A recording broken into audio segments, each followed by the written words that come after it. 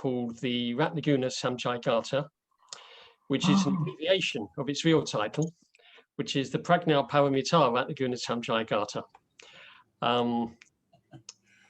Chilarajri, just come back. Just a few words about my relationship with the text before we begin. Obviously, my name is part of the name of the sutra, so the Ratnaguna Samcayagatha, my name is part of that sutra, and my relationship with it goes right back to 1976. In fact, I think it was the 13th of June, 1976. I know that because that was my public ordination. I had my private ordination on the 12th and the public on the 13th. And so then Bhante Sangharakshita announced to everybody what my name was and explained what it meant and so on. But he didn't mention anything about this sutra. But my friend Sagamati, he was one of my two Kalyana Mitras, he was there, and he's a scholar, and he said, "Oh, that's a great name. You know, you're named after this really good Mahayana sutra." So I was really delighted about that. So I couldn't look at the sutra there and then because we were in a farmhouse somewhere with no book. So it took me a while to find the sutra. But so I've had a kind of heartfelt relationship all this time, because obviously if you're called Ratnaguna and there's a text called the Ratnaguna Samcayagatha, you feel you must have some kind of relationship with it, and I have felt that for a long time.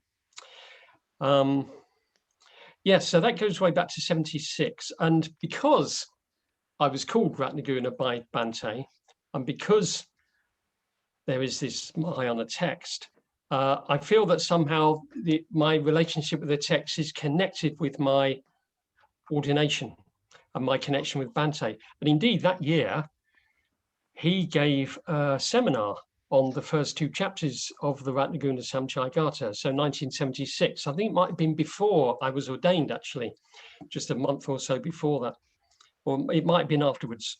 But anyway, so there's this strong connection with me and the text and Bhante and ordination and so on, which obviously is very meaningful to me. The text. I'll tell you what it means, actually. So Ratnaguna means precious qualities. Ratna, you know, as in tree Ratna, the three jewels. Ratna is jewel, and therefore precious, you know, valuable. Guna is quality. It's guna rather than guna, actually. Usually people say guna. My mum hates that. She really hates it. She won't call me Ratnaguna because it's got the word goon in it. So it's Ratnaguna, short U. So actually, Sagamati is the only order member I know who pronounces it properly. So take note, please, Ratnaguna. So guna is quality or virtue. Quality or virtue. So Ratnaguna means qualities of the jewel or precious qualities. And then Samcayagatha means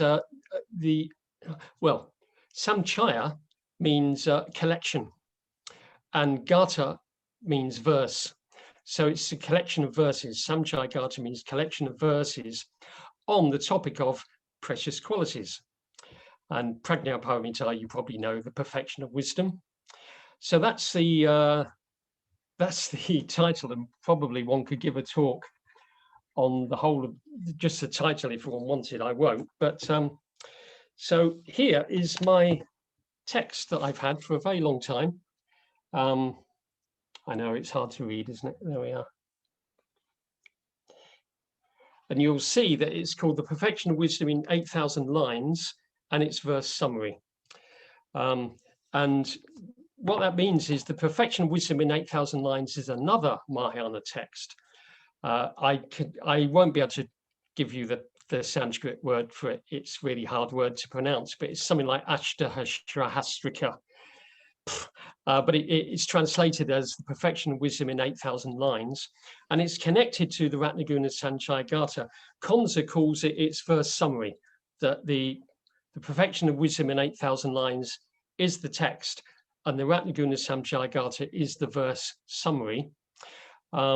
but other scholars, and it's hard to know exactly how they relate to each other, because that suggests that the 8,000 lines is the main text, and then there's this verse summary that comes afterwards. But according to Konza, the translator, the Ratnaguna is an earlier text than the Ashtra Sahasrika.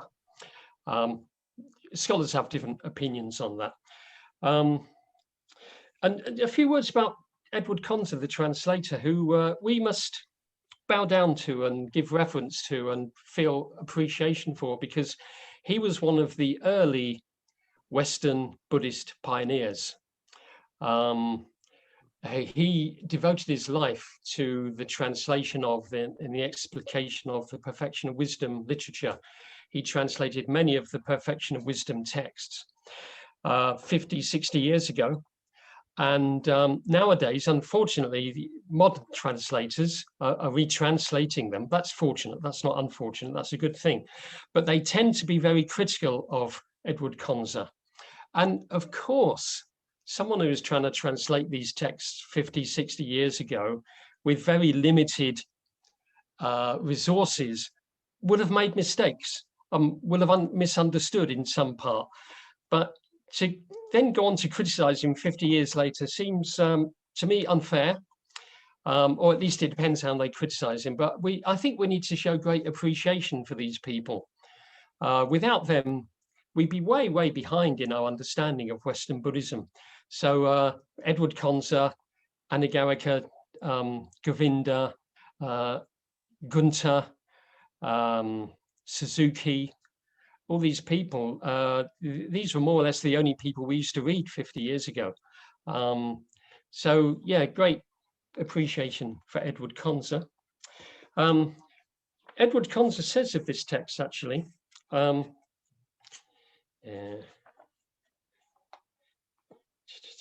he thinks that it was a very, very early Mahayana text, one of the earliest ones, something like about 100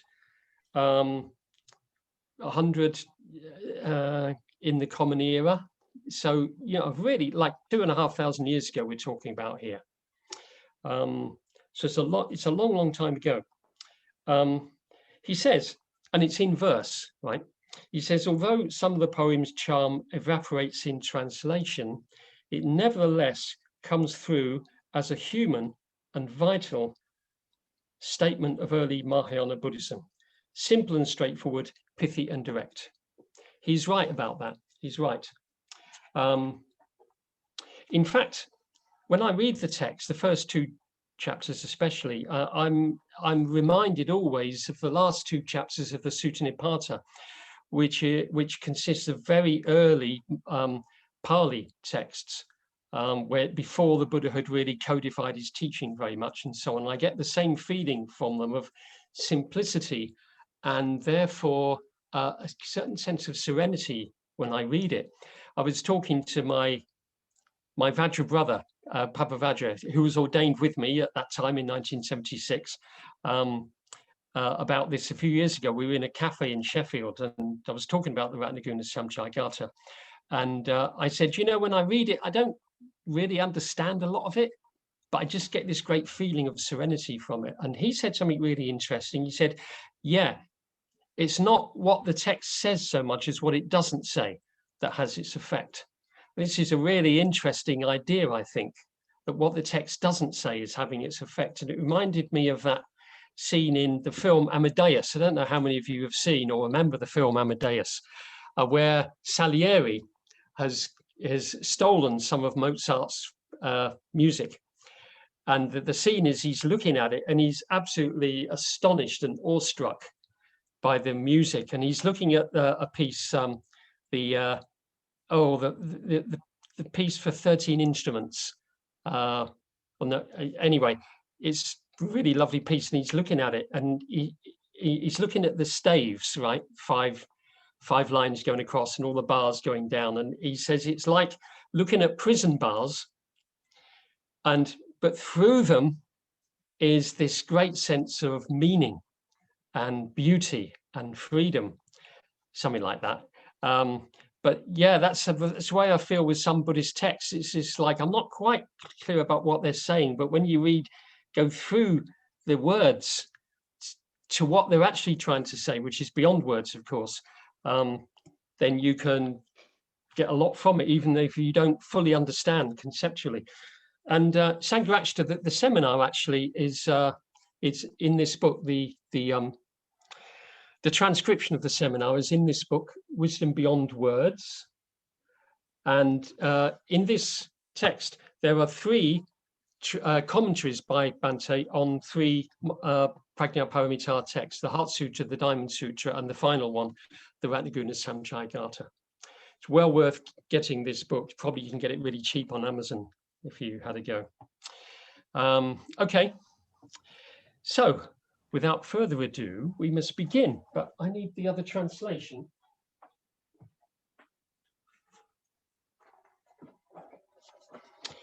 So here's another thing.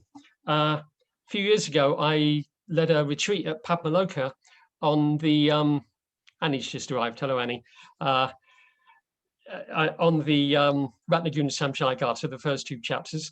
And to do that, what I did is I asked my friend and translator Shradapa if he would do a translation, a new translation of those first two chapters, especially for the retreat.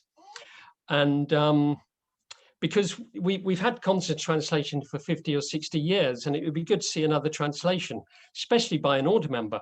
And he did that. And so we did this retreat based on Shradapa's translation rather than Edward Conze's. And that was a really great thing to do. And funnily enough, I think it was 2016 when we did it, which was the 50th, yeah, I think the 50th anniversary of the time when Bhante did his seminar at Padmaloka of Edward Conze's translation. So I rather like that. So we're going to use Conze's, Shradapa's translation, which you can access free online on his own website. The details of that are in your newsletter. So he calls it the collection of verses on precious qualities, and it begins, homage to all Buddhas and Bodhisattvas. So that would be Namo Buddhaya, Namo Bodhisattvaya in Sanskrit, I think. Now, this immediately tells you a number of interesting things about the text. It tells you where it's a Mahayana text, because no Pali text would do a homage to Bodhisattvas, right? So now we know we're in a Mahayana text, but it also tells you we're in a very early Mahayana text, because you might know some other Mahayana text. And the opening is about 2 pages long, where it's not just Buddhas and Bodhisattvas, but they mention names of all the arahants that are there, you know, Ananda, Maha, Prajapati, and all these people. They did a whole list of people, arahants, and then a whole list of Bodhisattvas, some of whose names are very long, and that goes on for like a page or two. But this is very modest in comparison. So this tells us this is early Mahayana, homage to all Buddhas and Bodhisattvas. And then, once, at a suitable time, the Blessed One spoke the following verses to the 4 assemblies. He did this to encourage them in their practice by illuminating the perfection of wisdom. So a few things to say about this opening. Once, at a suitable time, the Blessed One, Bhagavat.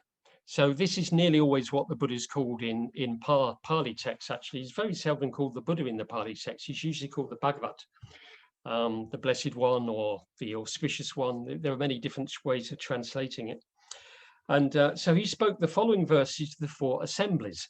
Who are the 4 assemblies? This is the Chatuvarga, and they are monks, or bhikkhus, bhikkhunis, laymen, and laywomen. That's who the 4 assemblies are. In other words, all Buddhists. Yeah. Now, this is interesting and important because this is a Mahayana text, a Bodhisattva text. And what the text is telling us here is that this is suitable for lay followers as well as bhikkhus and bhikkhunis. Yeah, so anyone can follow the Bodhisattva path. Anyone can become a Bodhisattva.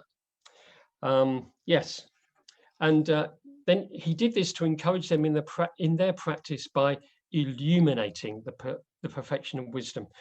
So glad that Sridharpa translated whatever the word was to illuminating, because I think illumination is a really great word, which I would like us to use a lot more than we do. And my reason for that is because I think the word insight has become very devalued. It's become almost secularized to see things as they really are. It's very easy to understand in a kind of logical, scientific kind of way. But actually, what happens when you gain insight is that the world is illuminated, or your mind is illuminated. It's a beautiful word because it's a very visual word. And I love those illumination of text, from the Christian tradition. You go back to the Middle Ages, and where was I now? I think I was in Germany, a small town in Germany, and there was some illuminated texts in this museum. Can't remember what the museum was now. Part of an old cathedral it was, and they were so beautiful. These big, really big texts, and they were written in lovely calligraphy, but they were illuminated with beautiful red, gold, blue, azure, and so green, just beautiful. And they illuminated the text of the Bible, and so this is what the Buddha is doing here. It's a word of the imagination rather than the intellect, isn't it? Illumination. So, and then we've got, now, I'm going to read you Conser's translation of the next bit first, because you will probably be familiar with it. It's a really well-known bit of text in our movement. It's almost become part of our canon, really. Call forth as much as you can of love, of respect, and of faith. Remove the obstructing defilements and clear away all your taints. Listen to the perfect wisdom of the gentle Buddhas, taught for the weal of the world, for heroic spirits intended. Now, probably some of you know that. You might even know it off by heart, and we'd have got used to that translation now. It's almost like become the translation. And when you become used to a translation, you love it. It's hard to hear a new one with an open mind. It's a bit like if you're used to, I was thinking earlier about this, I was thinking of that perfect pop song by the Beach Boys. God Only Knows. Perfect pop song. And that is the only interpretation I will listen to. I listened to a few others recently, one by David Bowie. Awful, terrible. It's just not, that's not the song. You know what I mean? You get used to a certain interpretation of something and nothing else will do. But it can be the same. So, but I ask you to open your minds to this different translation by Sridharpa. Arouse in yourselves the highest kind of love, reverence, and serene faith. Renounce the impurities of the hindrances and the defilements, and be at peace. Listen to the perfection of wisdom of the gentle ones, set forth for the benefit of all, and practiced by the heroic. So I won't do a word by word comparison of them, but I'll just stay with Sridharpa's. So arouse in yourselves the highest kind of love.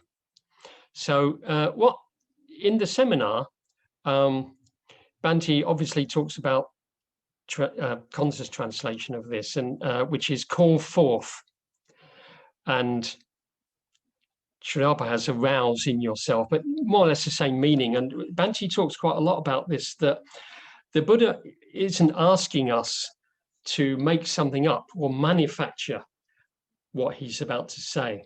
He's assuming we've got it already inside us, and our task is to have access to it, to open up to all these beautiful qualities which are already inside us but need activating or need becoming conscious. And he went on quite a long time in the seminar about the importance of this, that we often in our modern psychological age, we think of ourselves as our unconscious is full of bad things, shadow, violence, and so on. But our unconscious is also full of really good things, treasures. So he talks a lot about that, but I won't. So arousing yourselves the highest kind of love. Highest is vara, high. Love is an interesting word here. So I think it's the same word that Kansa translates it. The Sanskrit is prema, Pali, pema. Now, you may have come across this word in another context. So in the context of metta, right, the metta bhavana, you know, in the four Brahmaviharas, each one of the qualities, metta, karuna, mudita, upekkha, each one of them has what's called a far enemy. The far enemy of metta is hate. Each one has a near enemy as well, which looks a bit like it, but isn't it? And the near enemy of metta traditionally is pema, right? So in that context, pema is a negative emotion. Pema there meaning kind of selfish attachment. But here is the Buddha using it in this really positive way. Call forth as much as you can of this pema or prema. I think that just goes to show that in Sanskrit and Pali, as in English and any language, words can have different meanings depending on the context. So love is a good translation, actually, because love can mean metta, an unselfish love towards all beings, but it can also mean a different kind of love, can't it? It can mean a selfish kind of love as well. So love is a good translation of that. And of course, what's his name? The Vimalakirti Nadesha, the translation that we know well, Robert Thurman. There's a lovely section in there where he talks about the Maitri, the Maha Maitri, the great metta, the great love. And he translates it as love there. And there's a whole section about love, love, love, love, the great love, the great love. And he in his footnote there, he says he's not going to tell us in the footnote exactly what he means by love, because by the end of the text, you know what kind of love is meant. Yeah. So anyway, call forth, arousing yourselves the highest kind of love, reverence, gauravu. Yeah, that's the Sanskrit, gauravu, which the Pali is gaurava. Some of you have come across this before. Bhante has talked a lot about the Gaurava Sutta. It means reverence. Yeah, means reverence, really. That's probably the best translation of it. Gauravu, connected to the word guru, actually. So guru is a teacher who you reverence. So you need to arouse in yourselves the highest kind of love, presumably the highest kind of reverence, and finally, serene faith. Now, serene faith, that's a translation of a very interesting word, prasadu. Or prasada. This is the text is hybrid, Buddhist hybrid Sanskrit, and some of the words are a little bit different from classical Sanskrit. And I think prasadu might be one of those. We've got an order member called prasada, and we've got an order member called pasada, which is the Pali version of it. And we've also got an order member called prasadu. In fact, I ordained him and gave him that word because he's very keen on the perfection of wisdom text. So prasada means lots of different things. It can mean serene faith, but it means clarity. It means brightness. What else does it mean? It means faith, it means serenity. And it also means, maybe that's it. I think it means something else, but I can't remember. But those are some of the ranges of meaning. So Kansa translates it as faith. Prasada was serene faith, which is probably right. But it could have been translated as clarity or brightness. That'd be interesting, wouldn't it? Arousing yourselves the highest kind of love, reverence, and clarity.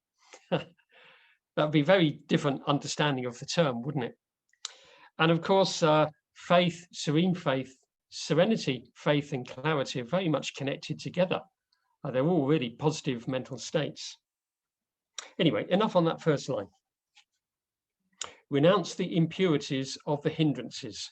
So the Sanskrit, the word is nivarana, which means the 5 hindrances, which I'm sure you've come across before. They're the 5 hindrances. They hinder you, they obstruct you from getting into high states of consciousness, jhana, and so on. And so renounce the impurities of the hindrances and of the defilements. So the defilements is a translation of klesha. Klesha, there are all sorts of different ways you can translate klesha. Defilements is as good as any. Negative mental state is another good one. And originally there were 3, greed, hatred, and delusion. But as time went on, there became more of them. And in the Abhidharma, there are 10 kleshas, but we don't need to go into all that now. It basically means what this line is saying is renounce all your negative mental states. So simply that, and be at peace. Final word of the of that line: be at peace, shanti. So there's a clue that when you get rid of all those negative mental states, the result in mental state is peace.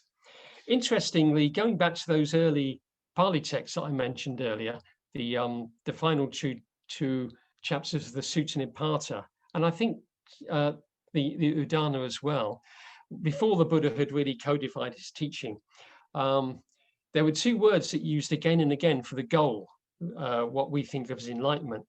Shanti, peace, and can't remember the Pali right now, but purity.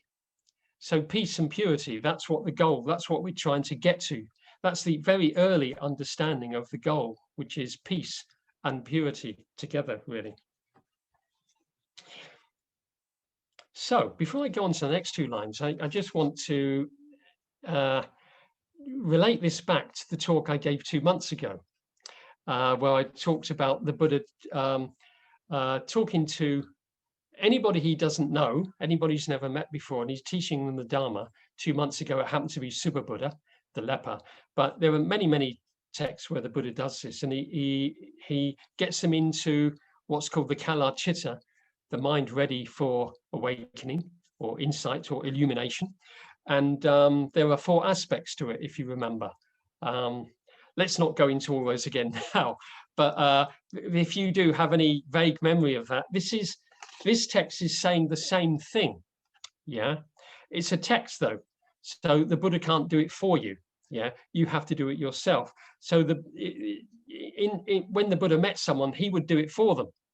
But here it says, arouse in yourselves the highest kind of love, and so on, and renounce the impurities. It's up to you to do the work.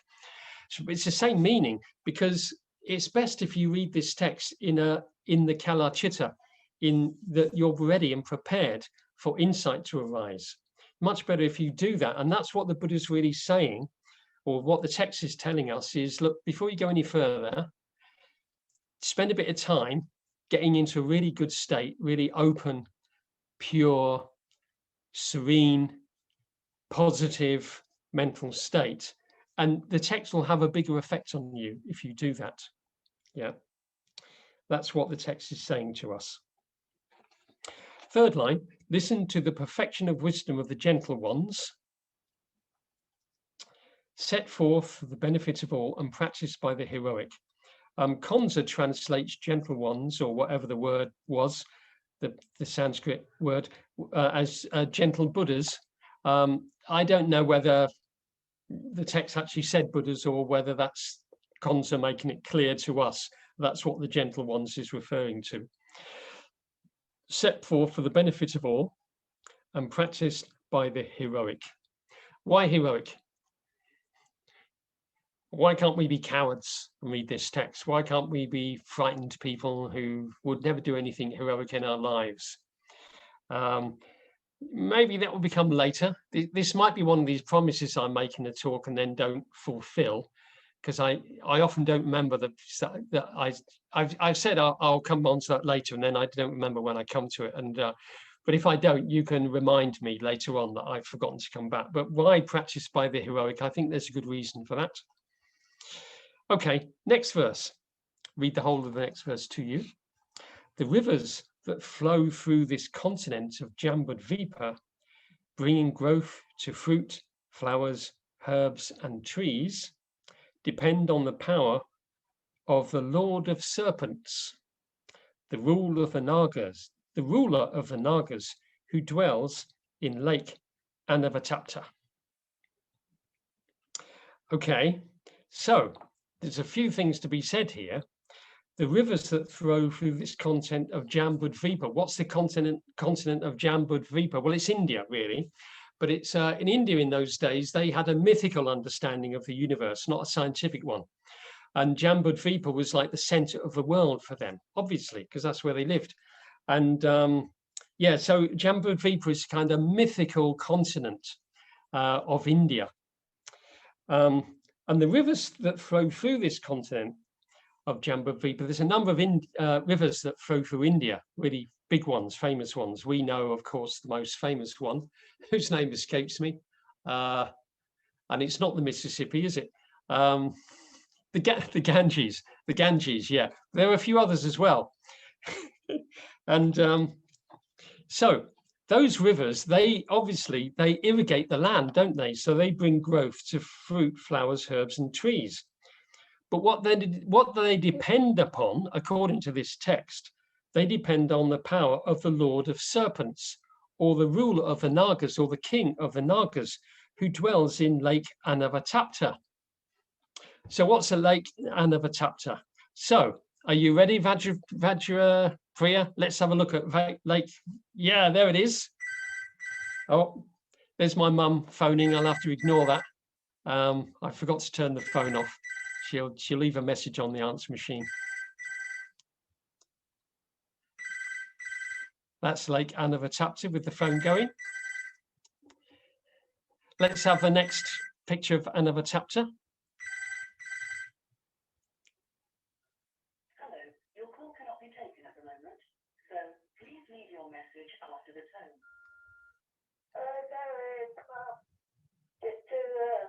I just run Children's Fields in hospital, but I can't rush down there, so I thought I'd just put you in the picture. Hope you're well. Take care. Bye. Okay, I'll phone her back later about that. So there we are. Those are the two pictures that I got on the internet of Lake Anavatapta. We'll stay with the lake, actually, before we go on to the next bit. So what's Lake Anavatapta? There it is. It actually exists. And when you look at a map of Lake Anavatapta, you see there are 4 rivers coming from the different directions. I don't know if they're flowing out of Lake Anavatapta or 1 or 2 of them are flowing in, I don't know. But Buddhist mythology has it that all the rivers that flow through India come from Lake Anavatapta. Anavatapta, there's another way of, there's another word which is similar to that, which is Consa has it differently. It's Anopatapta, and it means not hot, so it's cool. Yeah, but there are 2 other words for Lake Anavatapta, and here I need my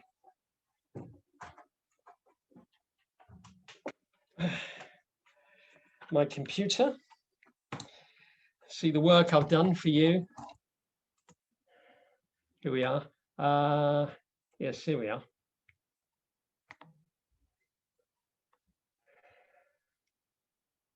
Come on. Yes. So the lake lies at the center of the world. According to ancient Indian tradition, I've told you all the other stuff. There's a dragon in the lake, which you're going to come on to in a moment. The real lake that we're seeing here, lies at an altitude of 4,590 meters, and covers an area of 410 square kilometers. Though certainly not the highest, it's one of the highest lakes on the planet. Okay, so there's another word for Lake Anavatapta, which the Hindus call it a different word. They call it Manosarovar, which is a combination of 2 Hindu words, and Pali or Sanskrit words. And I'm telling you this because I really like this. Mano is manas, which means mind, and Sarovar means a lake or large pond. So for them, the Hindus, the lake, Manosarovar, it means the lake of the mind, or mind pond, mind lake, which I think is really, really good. The Tibetans call it something else. Let's see, what have I got the Tibetans here? Where are we?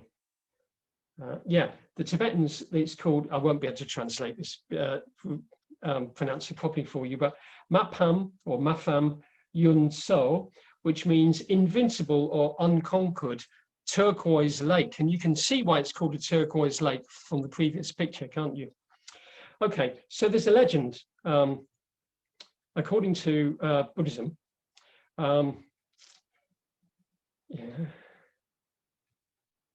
Yes, Anavatapta is also the name of the dragon or the naga that was said to live in the lake. Having become a bodhisattva, it was free from the distresses that plague other dragons, which are tormented by fiery heat. So again, lake, it's cool. The dragon is cool. So let's have a look at the dragon now. There we are. There are lots of different pictures of Naga kings, but as you see, they're all copyrighted. But that's the best one I could get. That's a sculpture of the Dragon King. Okay, so we can come back to me now, Vajrapriya. So obviously, there's a large mythical element here to this first part of the text. So the idea here is quite interesting, that you've got Lake Anavatapta, the rivers coming off it, irrigating India, making the trees and the flowers and the crops grow and so on. So it's all really, really positive.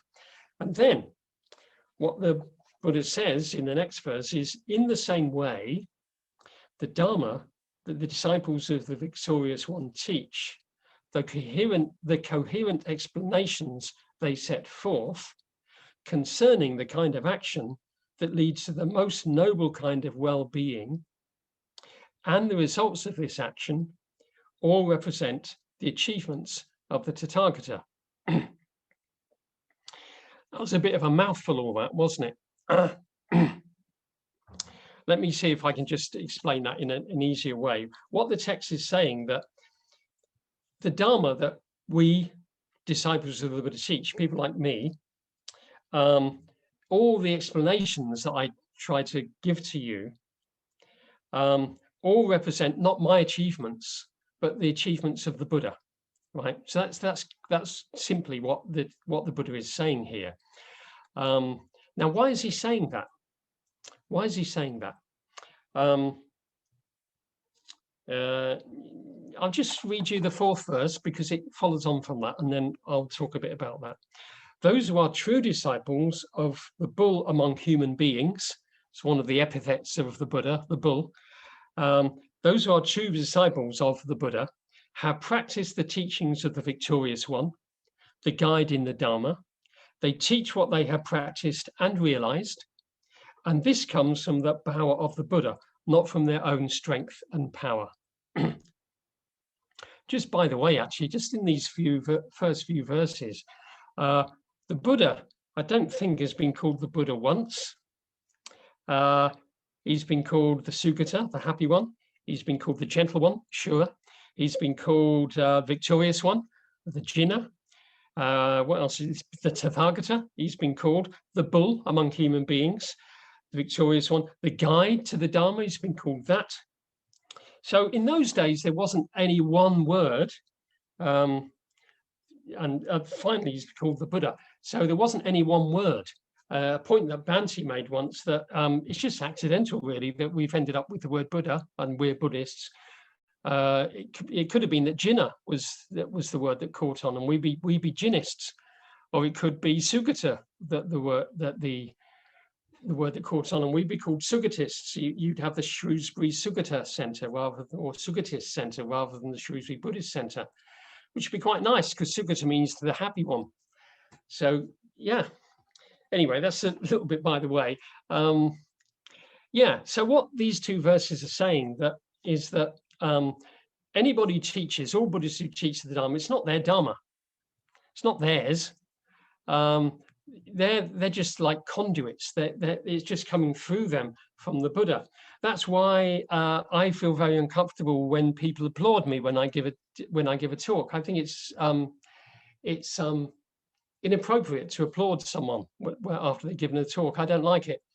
I know when I've asked people not to applaud, they don't like that either because they want to applaud. So I leave it up to you what you want to do. But it's not me, it's the Buddha. So we could applaud the Buddha and Edward Conser, but not me at the end of this talk, please, because I'm just trying to tell you what the Buddha is saying here, and also what Bhante says about what the Buddha is saying.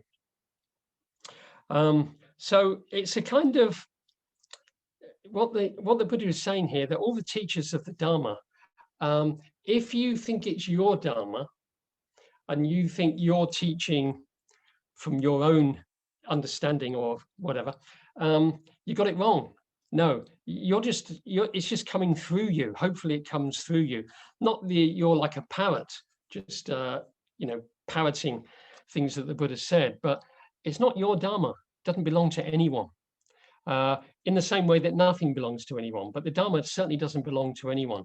So there's a certain humility that teachers should have when they teach the Dharma. Not my Dharma. I'm just trying to pass it on to you.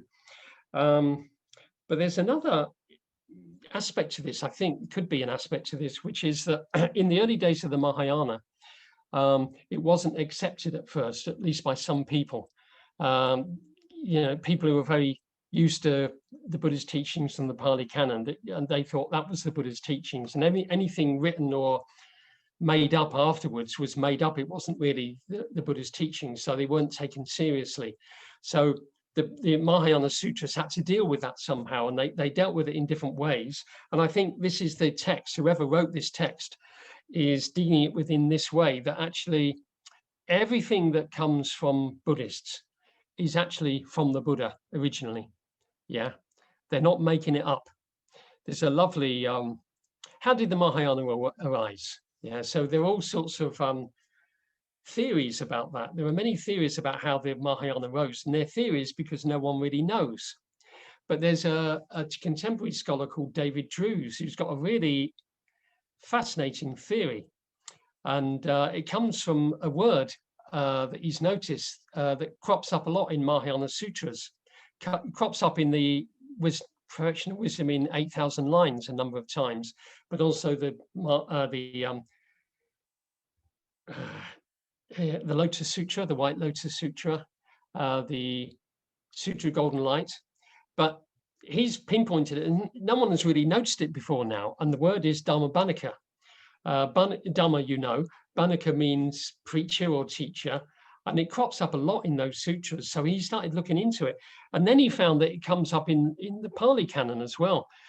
So you get Dharma Banakas who they go around just reciting the Dharma, and they're specialists. They were specialists. So you get an Udana Banaka, someone who knew the Udana off by heart, and their task, their self-given task, was to go around and just recite that text to people.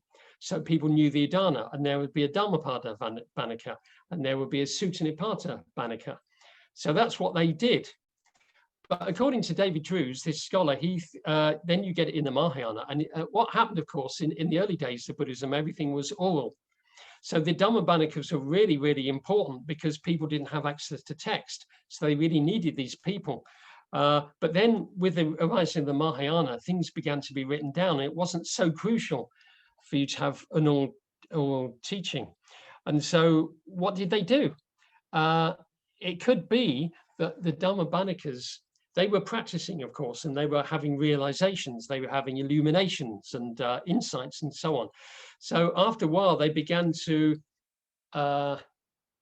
improvise based on the text that they knew very well. And it started to come out through them, through their own realization, as new sutras. And that's a fascinating idea, isn't it? It can't be proved one way or the other, but I really like the idea that these Dhamma Banakas began to improvise in a really creative way, and out of that became the Mahayana Sutras. It's a theory, may not be true. So now with these two verses, what you've got is you've got the the idea of the Lake Anavatapta with the king of Nagas in there. And it's because of the king of Nagas that all these rivers flow through India and do it so much good and so on. Now you've got this idea that the Naga is actually the source of the perfection of wisdom texts. And in a way, the Naga is the king of the Naga is now the Buddha. And out of that, the rivers and the streams that come from that are the Buddhist teachers, giving water, the Dharma, to everyone in India. So you get that's the idea. Okay, so that's the first few lines, and the rest of the text is nothing like that. The first few verses are really, really imaginative and visual and mythical. And then we come on to the rest, which is, as I say, not like that at all. And I'm glad we got to this, because I won't be able to say very much about that. I've probably gone on for too long already. But it's important because this is the perfection of wisdom text. And you know a perfection of wisdom text already, don't you? You know the Heart Sutra. Maybe you know it off by heart. So you know what they're like. That's a pretty good example of a perfection of wisdom text. So let me just, here's an admission for you. It's not exactly a confession, but it's an admission. I don't like, and I've never liked, the Heart Sutra. It's never made much sense to me, but I really love the Ratnaguna Samcayagatha, so that kind of lets me off. Now, in the Heart Sutra, you know, don't you, that there's this kind of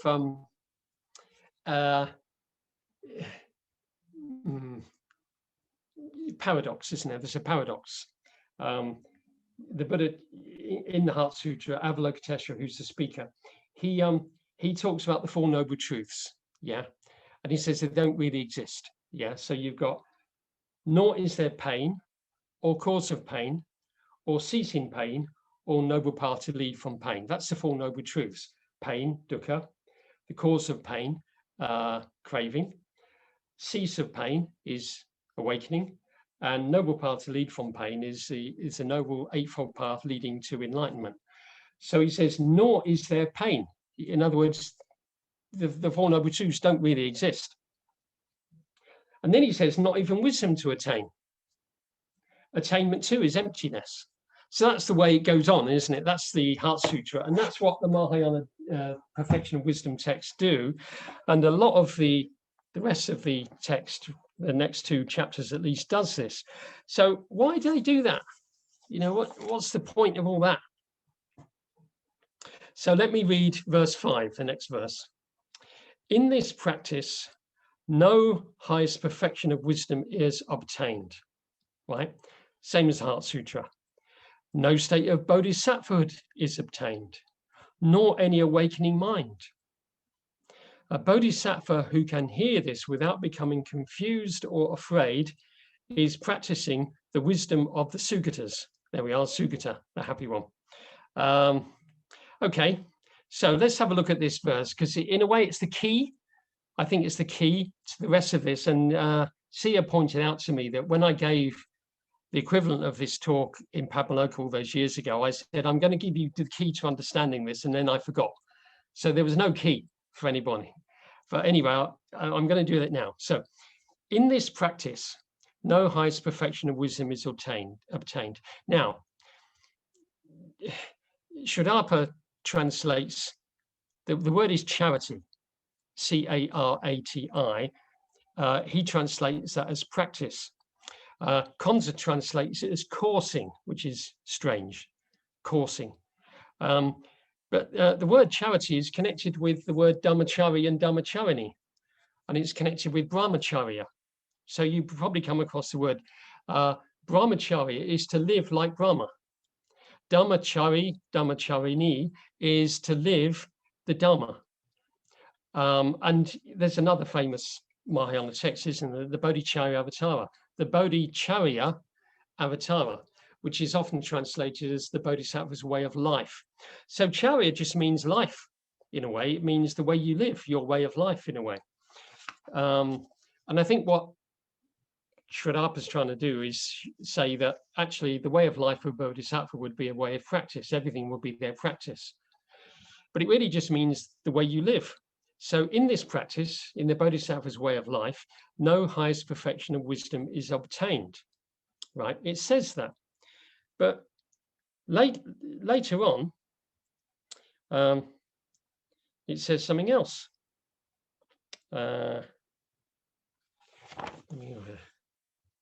Yeah, last line of verse 12. This is how they practice the highest perfection of wisdom. The last line of verse 14. This is how they practice the highest perfection of wisdom. Last line of number 16. This is why they are called bodhisattvas, awakening beings.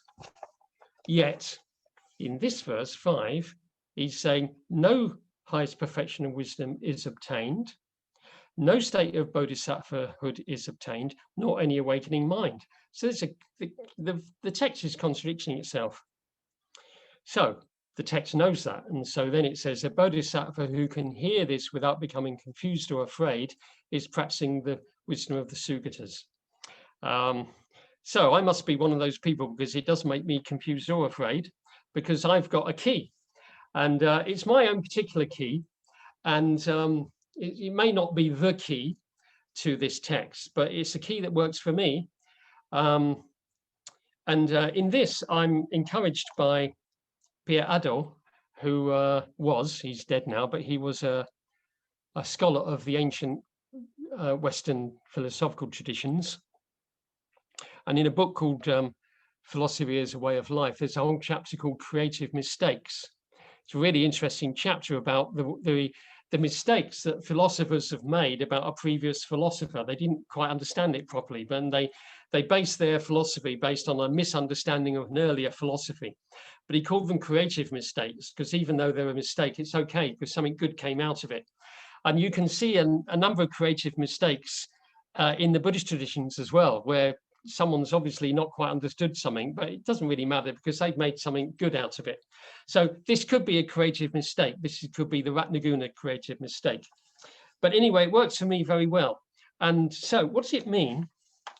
In this practice, no highest perfection of wisdom is obtained, no bodhisattvahood, nor any awakening mind. Later on, he says things like,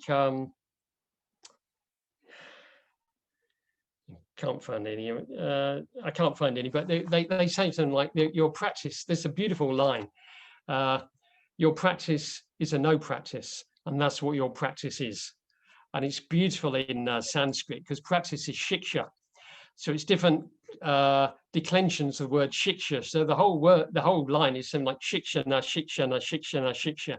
It really works in Sanskrit much better than it does in English.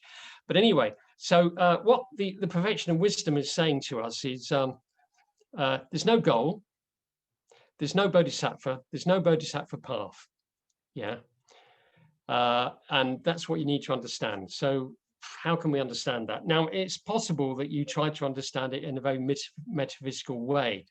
There's a kind of higher teaching that you've got to get to. I don't really like that, actually. I read it in a very, very simple way. And in order to understand that, I'll tell you a little bit about my history. Some of you know this already, so I'm not going to go into it in great detail. But 25 years ago, I think it must have been, I had a crisis, what I call a crisis of faith. I considered that I really wasn't getting anywhere. I used to say to people, if the path is over there, then I'm made about that much progress. So it's kind of minuscule, it's meaningless. And so it's not for me, the Buddhist life, it's not working for me. So I have to go. So I did, I went. I left for a couple of years. And so that was a very painful, but also very fruitful period of my life where I learned a lot. But one of the things I came back after a while because I realized that I misconstrued something very important in the Buddhist teachings, which is the path is a metaphor. So it's so important to remember that it's merely a metaphor, people. Yeah, there's no real path leading from here to there. Yeah, it's not really a path. It's just a way of talking about the spiritual life. And it works for many people. You know, a lot of people really like the idea of a path, and they feel they're making progress on the path. They're moving along the path. I never did. That metaphor is deadly for me. It's the end of the spiritual life for me, that metaphor. And then there's the whole metaphor of a goal at the end of it, enlightenment. And of course, the Buddha was responsible for these metaphors. He used these metaphors a lot. But the problem is not the metaphors, but it's taking them literally, taking the metaphor literally. And Bhante goes into this in one of his lectures in the Bodhisattva Ideal series of lectures, where there's one called the Bodhisattva, the Buddha and the Bodhisattva, Eternity and Time. And he makes the point that although we talk in terms of traveling on a path to a goal, and you get there in time, actually, in that time is a construct. There's no real time out there. It's meaningless, really. You can only take it in a metaphorical way, not a literal way. Now, why that's important is because there are people like me, practicing as best they can on the Buddhist path, who the idea, the metaphor of the path is not a good one for them. Yeah, because they don't feel they're moving along this path. And the whole idea of a transcendental goal at the end of a long road really doesn't work for them. And so I think what the text is saying to us is, okay, so let's look at this bit of text in the light of what I've been saying. In this practice, no highest perfection of wisdom is obtained. Yet later, he says it is obtained, right? So I think what the text is saying to us is, yeah, I know we talk about a path leading to enlightenment, but don't take that too literally, because you'll trip yourself up if you do that. It's merely a metaphor, people. No state of bodhisattvahood is obtained either. This idea of becoming a bodhisattva, don't take it too literally, people. You know, you're not going to become Avalokiteshvara or Manjushri or anything. It's just a way of talking about the spiritual life. Nor is there any awakening mind. Well, there is, but don't take it too literally. That your mind will literally, you're waking up or something like that. It's just a way of talking about something. And we have to talk in these metaphors because we have to say something about the spiritual life. We have to say something. And anything we say can be misunderstood and misconstrued. And those misunderstandings have real consequences, as it did for me. So I think what the Bodhisattva, this is my understanding of the perfection and wisdom. They're saying, look, we're talking about a path leading to a goal. It's not really like that. It kind of is, but it kind of isn't at the same time. So don't worry about it. Yeah, don't worry about it. So let's read that line again. This verse. In this practice, no highest perfection of wisdom is obtained, no state of bodhisattvahood is obtained, nor any awakening mind.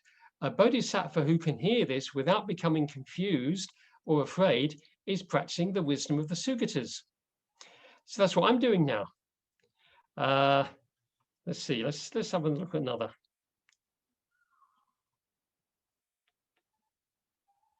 A lot of the text is going into the 5 Skanders, and the 5 Skanders, I ignored them for many, many years. But eventually, if you're a serious practicing Buddhist, you have to come to terms with the 5 Skanders.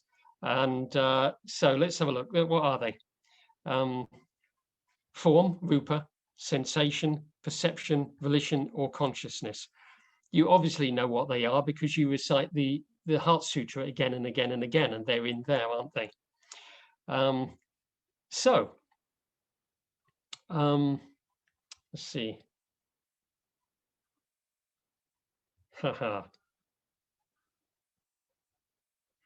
Verse 8. They, practitioners, investigate this wisdom that all phenomena are empty. Yeah, all things are empty of real existence. What it is, whose it is, and where it comes from.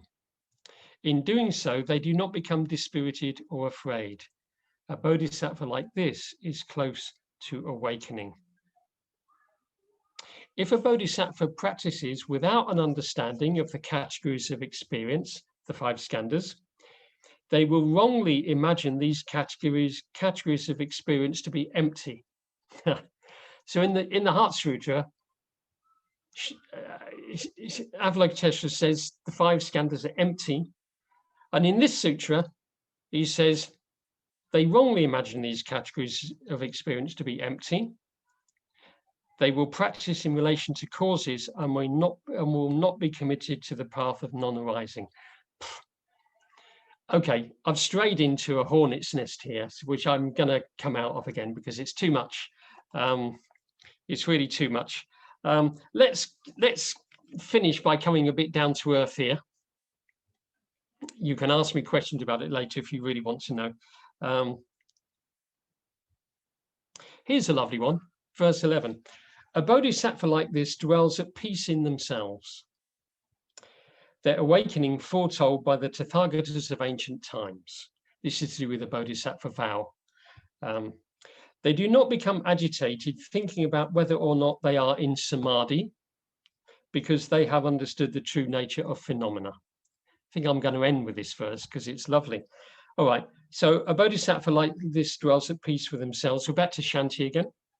Their awakening foretold by the Tathagatas of ancient times. So what I'd like to say about this is, if you're a bit like me, and I think actually it's people of a certain disposition who trip themselves up and beat themselves up with a stick about the fact they're not getting on very well with the spiritual life. So there are a lot of people like me out there. And what I say to them is, don't do that to yourself. Be at peace. Enjoy the spiritual life. Does it really matter if you're making any progress or not? Who cares? Just enjoy living the spiritual life. You will be making progress, so-called progress, if you're practicing the Dharma. So leave it at that. You don't need to worry about it anymore. Be at peace. Don't be agitated. So they do not become agitated thinking about whether or not they are in samadhi. So this is another thing I used to. I'm really useless at meditation, right? I sit to meditate and I know Vajradevi would probably like to sit me down in a room one day and talk it over with me. But, you know, it's like my mind just does what beginners' minds do all the time, just goes all over the place and it's useless. And that used to really get to me. That's one of the reasons I left the order, because it's just like, no, I can't even meditate properly, you know, forget it. So this line is like really good for me. They do not become agitated thinking about whether or not they are in samadhi. Yeah, don't worry about it, because they have understood the true nature of phenomena, that all things are in the end processes. Things just come and go. And, you know, if you understand that, that's much more important than whether you get into samadhi or not. Yeah. I'll finish with verse 12. I won't say anything about this. It's kind of, if you've understood what I've said so far, this verse, you'll understand. In this way, they practice the wisdom of the Sukhatas. They do not seize hold of the phenomena they practice in relation to, but understand their practice as no practice. This is how they practice the highest perfection of wisdom. This must be the lines I was talking about. Shiksha, shiksha, shiksha. They understand their practice as no practice. This is how they practice the highest perfection of wisdom. Says it all, doesn't it? Your practice, well, it's only a metaphor, so it's not really a practice, but yet that's how you practice it, the non-practice. Yeah. There's a path leading to enlightenment. Don't get caught up in the idea there's this literal path leading anywhere. But there kind of is a path leading to enlightenment, but don't take it too seriously. Yeah. Anyway, a wonderful text, and well worth reading. Well worth reading again and again and again. Don't worry if you don't understand some of it. You'll understand it one day. And as I say, you can get it for free.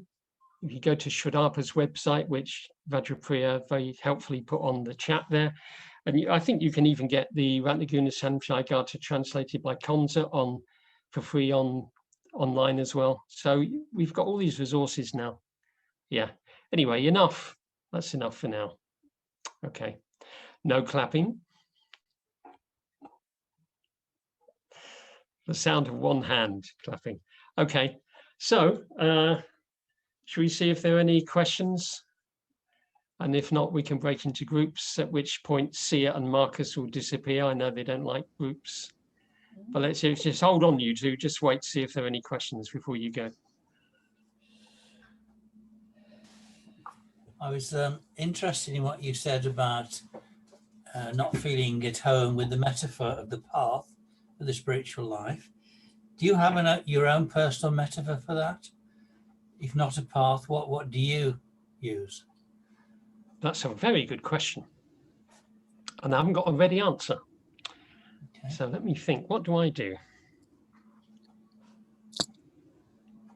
Okay, the closest I can get to it is when I was having that time out, I watched that series that was on telly, Michael Palin and the Himalayas.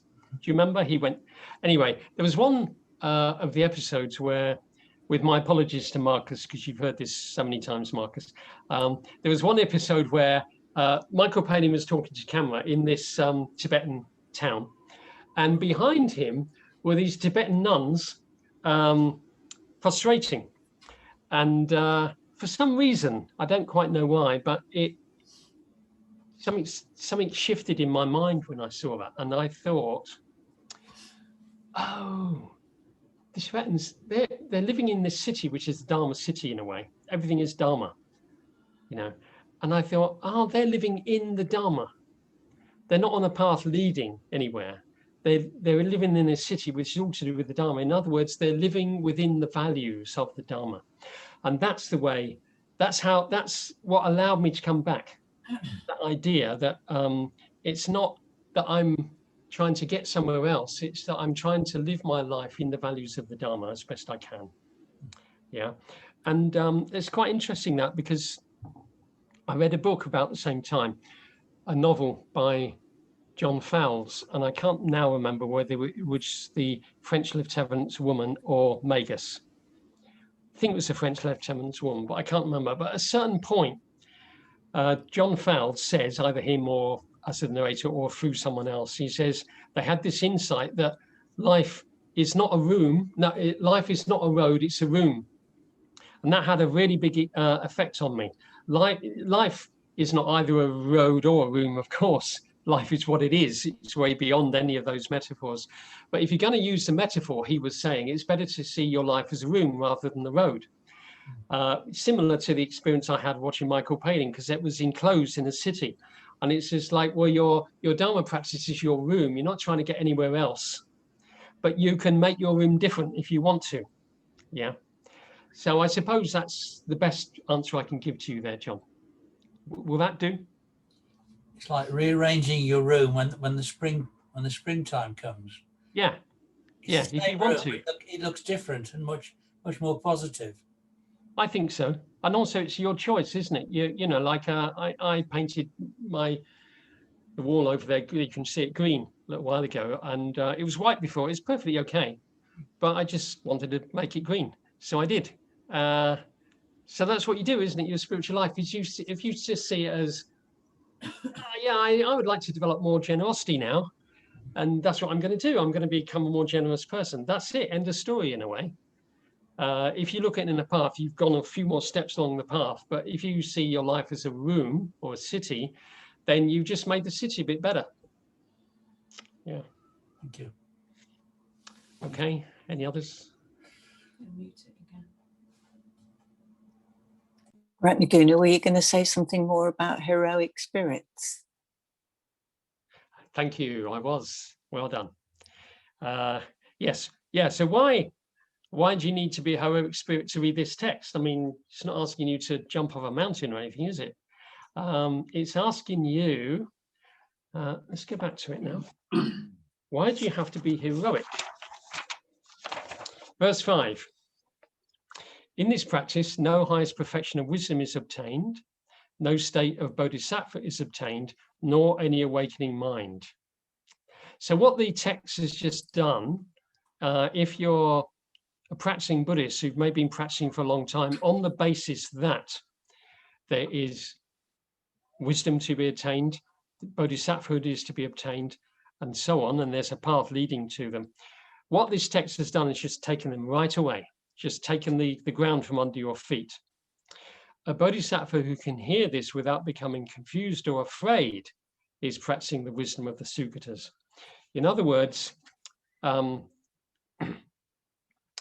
think what the text is saying is the spiritual life, you can put it in these words and these metaphors, if you like, but life isn't like that, really.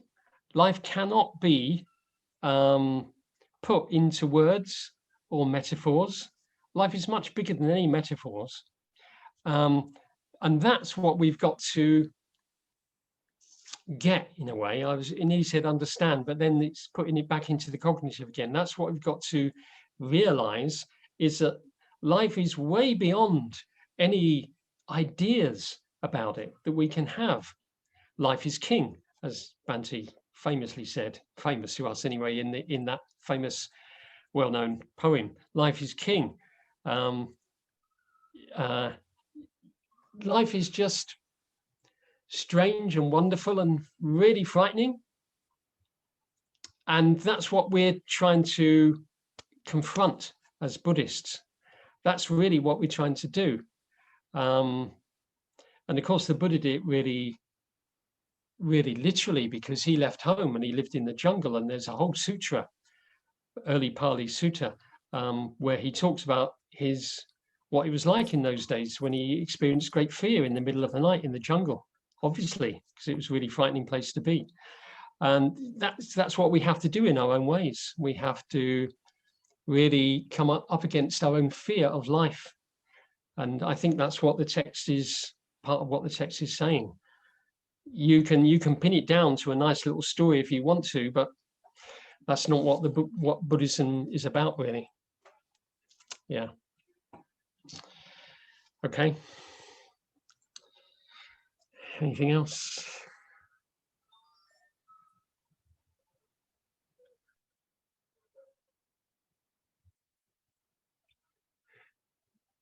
Okay, looks like that's it.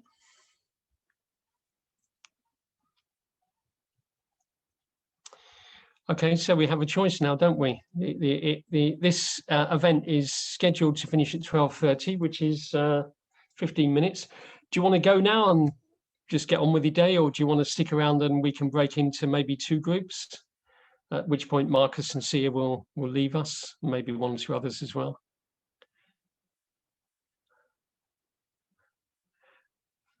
Do you want me to decide? Let's see what happens. If we break into two groups, we'll find out what people want to do, won't we? Because some people will just go at that point, and whoever's left, we might have a couple of very small groups, but that'd be okay. So let's do that. And goodbye to everyone who's going to leave now. Lovely to see you here. Thanks very much. Bye-bye. Thank you. You're welcome. Thanks.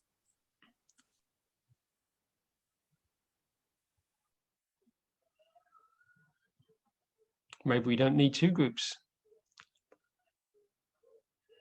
Yeah, let's not break into two groups. Oh no, here we go. Can we stop that process now? Yes, it's already stopped. We don't need two groups, do we? There's so few of us already. So what would you like to do now? Look at any other bit of the text, or go back to a bit of the text I went through a bit quickly?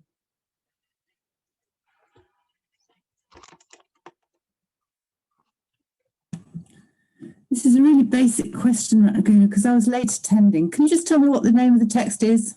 Oh, you missed that. The Ratnaguna Samcayagatha. Thank you. I'll just tell you, actually, you missed that bit. So Ratnaguna, you know, that's my name, precious qualities. And Samcayagatha means the collection or the accumulation of verses. So what it means is the collection of verses on precious qualities. Thank you.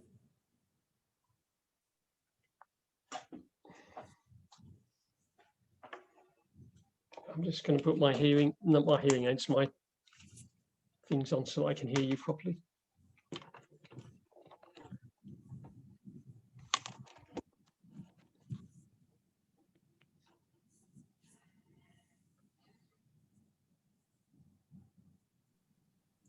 I can ask a question. You said near the beginning that it's what the text doesn't say that's interesting. Your conversation with Padmabhadra. I'm just wondering for you what it says that's not said in the text. what's communicated to you? That's a Ratnaguna? really good question. Really good question. It's earlier on I said serenity, and I think what comes across to me, it's a bit like the first time. I might have given this story last time I spoke to you all, but I was when I was a boy, 14, 15, a new bookshop, the first ever bookshop, opened in my hometown of Marlow, and they had a very small section of kind of things of the East, you know, and I bought this book, the Tao Te Ching. I bought the Tao Te Ching, and I took it home and I read the whole thing actually, but I didn't understand it. But I read the whole thing and I enjoyed reading the whole thing because it gave me a feeling, and the feeling was one of serenity. I don't know why, but similarly with this text and with the final chapter of the Sutta Nipata, regardless of the words that are being used, I often end up with a feeling of samadhi, peace, and almost a feeling of the transcendental trying to get through to me. And, you know, I'm thick. It's really trying hard. And I'm reading these words and trying to make sense of them, which isn't really the point. While I'm trying to make sense of them, the Dharma's not really going to come through, but there's something else that comes through. And if I only let it through, yeah. That's fascinating, because I remember the very first time I read Wisdom Beyond Words. It's many years ago. I didn't understand it, but what I do remember, it was like having this tingling all over my body as I was reading it. I just didn't really get what was going on, because, you know, I'm really somebody who likes to understand what's going on, and I couldn't make sense as to why my kind of body was responding to it. Yeah. Yes. Exactly. And I think that's right, that we often think of the understanding as being very cognitive, and of course there is a cognitive, but there's another understanding which is much more intuitive, and that's real understanding, I think. Interesting you say that, because you know Judica? Have you met Judica? Yeah. Well, we used to have a class at the Manchester Buddhist Centre, Manchester Buddhist University, the Manchester University. And we ran these classes with the students, and one of them was Judica. She came along. I think she was one of the students. And in the first term, we did, you know, things like the 5 spiritual faculties and all the early Buddhist stuff. And then the second term, we had a few less people. We did more of that. And then the third one, we had hardly anyone left, you know, 5, 6 people. And I was getting a bit fed up with all these Pali teachings all the time. And I thought, I know what, I'll do what really gets me going. So I decided we'd look at the Vimalakirti Nirdesha. And we did. And Judica had to leave the room at some point. Anyway, she came back and she told me afterwards she had to go and be sick. Oh my God. Vomit. And she said the text was having such a big effect on her, she just needs to vomit. Not in a bad way, but she took that as a really good sign. So I thought that was really interesting. The texts have their effects on us at different levels. Yeah.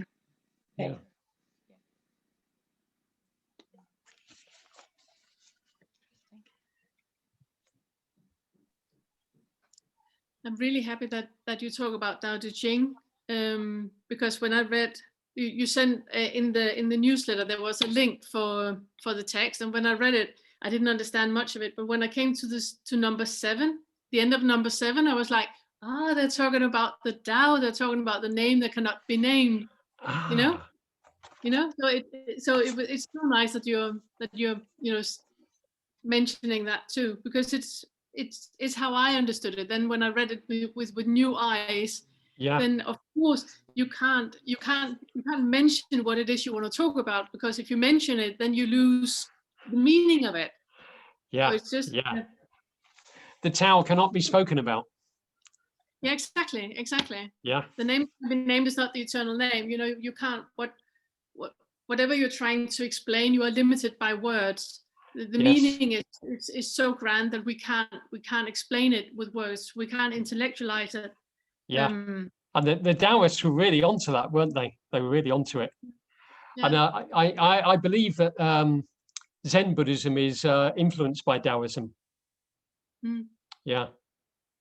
But it's also when you read this text with those glasses on, then it makes more sense. Then it makes sense. Number 5 makes sense all of a sudden that the highest perfection can't be obtained because you can't formulate, you can't intellectualize and try to formulate what the highest perfection is, because if you do that, then it's not the highest perfection. Then you're limiting yourself by words. Yes, exactly. And I kind of understood that when I read number 7. That's when it kind of clicked for me when I read it. We better read number 7 to people, hadn't we? Because we're talking a bit esoterically here. Yeah. Do you want to read it? No, but you can read out loud. No? Shall I read it? Yeah, you read it. Okay. For a wandering mendicant like Shrenika, is that the one you meant? Yeah. For a wandering mendicant like Shrenika, there is no attainment of knowledge and no manifestation of the 5 categories of experience, 5 skanders. In the same way, a bodhisattva who understands phenomena does not take hold of nirvana, but dwells in wisdom. Yeah, doesn't take hold of it, but dwells in wisdom. Yeah, exactly. That's the important bit, I think, for me. And when I read that, I was like, it's the Tao. They're talking about the Tao, that the name cannot be named, is not the eternal name, because you can't, as soon as you take hold of it, then you have lost the meaning of it. Yes, exactly. Exactly, yeah. Great. So I was so happy you mentioned that now, yeah. Yeah, really good. Okay, people, I think we've done enough for today, haven't we? Great to see you all again. Thank you for coming. I really, really enjoy your teachings. I really enjoy them. Good. Is the next time, is that the chapter 2 we're taking next time? No, we'll leave that now. And the next one, we're going to move. So we've done early Pali literature, or we've done a text from an early Pali book. This is an early Mahayana. And next time we meet, we're going to look at Vajrayana. We're going to look at a teaching of Milarepa. Yeah. So what I'm trying to do is look at different texts from different traditions, and one of them you may not like so much, and another one you think, oh, that's for me. So that's what I'm going to try and do over the year. Just look at different texts from different traditions and see if anything really takes your fancy and you might want to follow up. Yeah. I'm really, really enjoying this. I'm so grateful. You're welcome. Really, yeah. Good. Okay, people. Goodbye. Thanks so much. Bye. Bye. Bye. Thank you. Bye-bye. Bye. Thanks again.